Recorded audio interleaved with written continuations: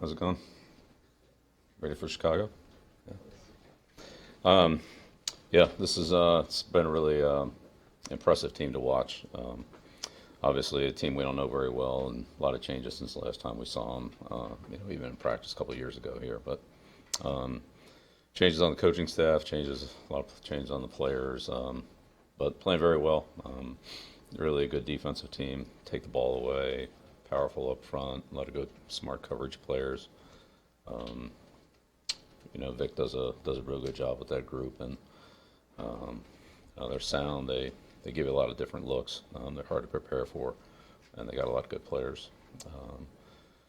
Very explosive in the kicking game. Great returner. Right at the top of the league in coverage. Already had some big punt returns this year, and offensively, a very explosive team at every position: quarterback, running backs, tight ends, receivers. So they can move the ball in a hurry, score points, play defense, strong in the kicking game. They're at the top of the league in a lot of categories. I can see why. And, it's a really solid team in all three areas across the board. So, it'll be a big challenge for us out there, and we've got a lot of work to do. But look forward to it. See what we get on Sunday. As well as getting after the quarterback, how well does Mack get after the ball when he gets after the quarterback? Yeah, he gets after everybody. He's a very disruptive player.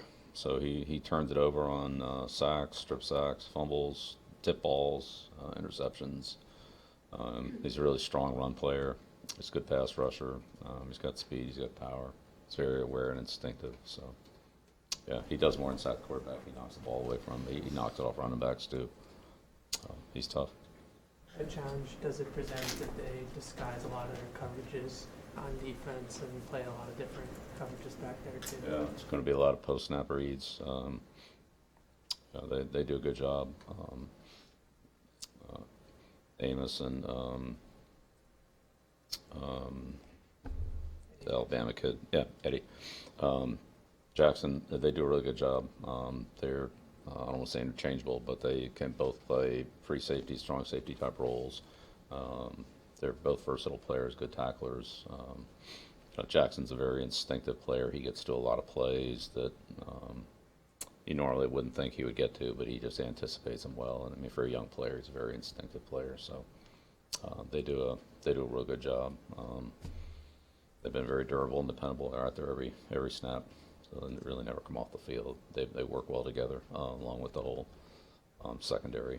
With Callahan and Fuller, Amakamura, however that goes over there at corner. But when he's there, that's a good group. Disruptive is Hicks the run and pass game. Yeah, somewhat a Mack, except he plays inside. He's strong, physical, very powerful, explosive guy. Hard to block. Hard to block in the running game. Hard to block in the passing game. He's got good power. Knocks the pocket back, but he's quick. He can get to the edge. He can make plays with his quickness as well as his power and his strength.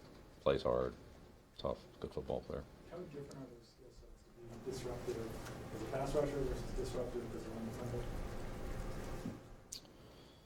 Well, for those two guys, they just kind of take them and toss them out of the way, whoever's ever in front of them, and get whoever's got the ball, quarterback, running back. I mean, they're hard to block.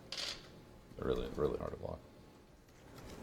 Bill, you've seen a lot of good pass rushers in your career, starting with Lawrence Taylor, Reggie White. Does Mack sort of rank up there with one of the better ones you've seen? Oh, I mean, we're talking about Lawrence Taylor now.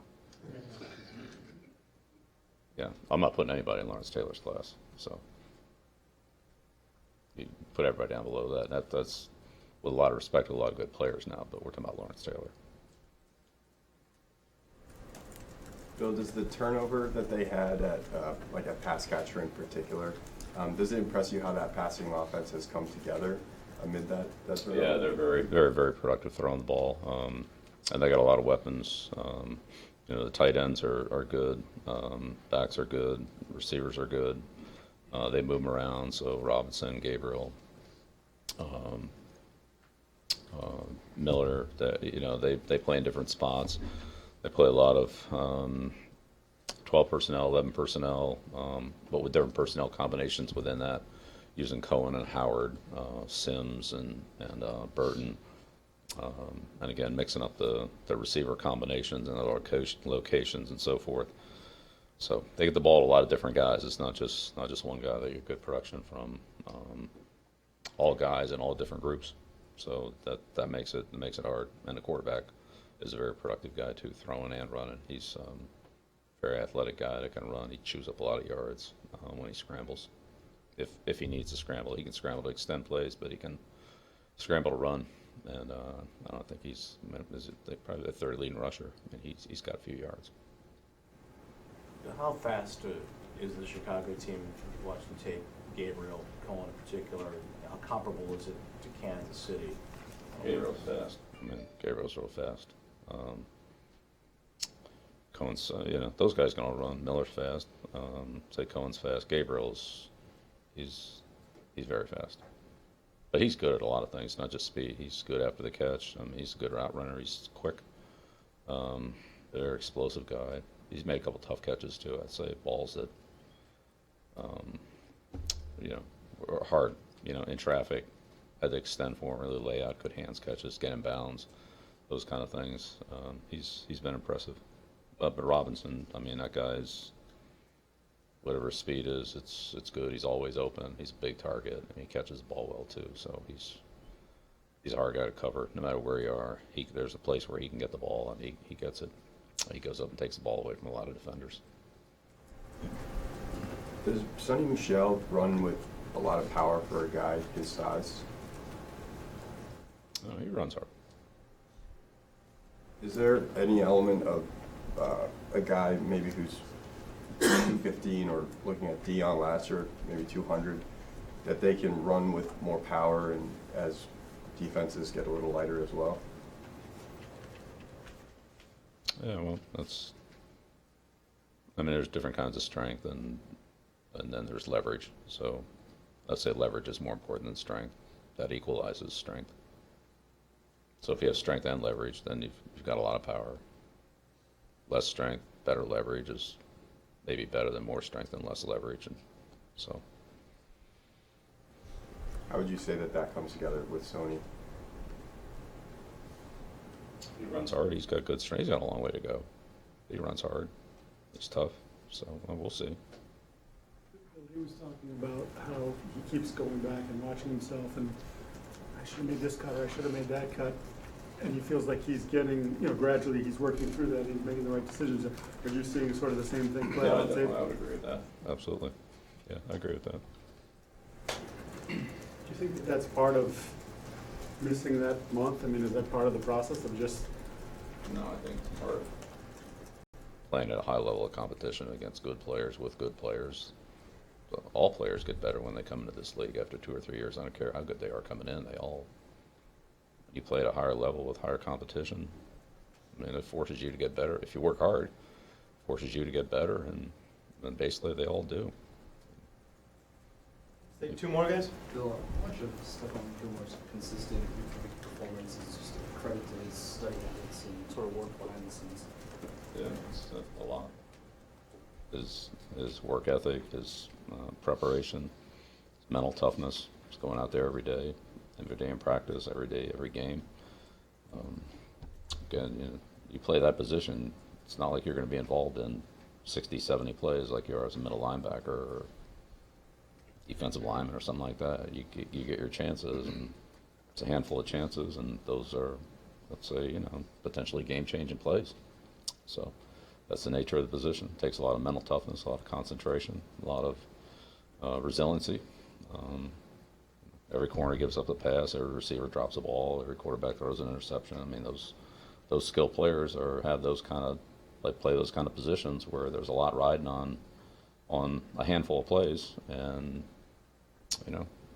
there's going to be some successes. There's always going to be a couple failures in there. Mentally, you gotta be able to work through that and continue to compete and go get the next one.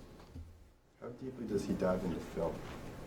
I think all our defensive backs It's a good group. Those guys study hard. They study individually who they're matched up against, but they have to study together so that we can, make the proper adjustments and anticipate things and, know how we're going to handle situations at a time, especially a team like this that uses motion, multiple formations, multiple groupings, as well as formations. So they have the same formation, but different guys could be there in those same spots, and that changes things.